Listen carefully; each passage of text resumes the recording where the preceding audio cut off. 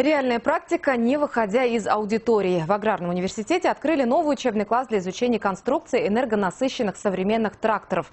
В одном помещении уместили и парты, и саму сельхозмашину, которая станет наглядным пособием для студентов. На обустройство класса ушло более 7 миллионов рублей. Создать современную аудиторию удалось при поддержке стратегического партнера университета – предприятия, которое занимается продажей сельхозмашин на территории Башкортостана.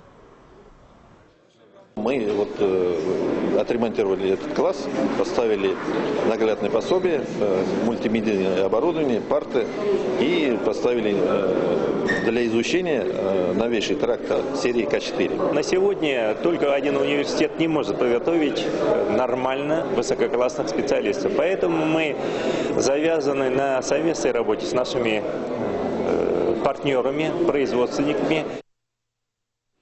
Установили в классе 3D-оборудование для того, чтобы студенты могли сами создавать узлы и детали. А наглядное пособие в виде трактора позволит изучать механизмы и органы управления энергонасыщенной сельхозмашиной, не отходя далеко от парты.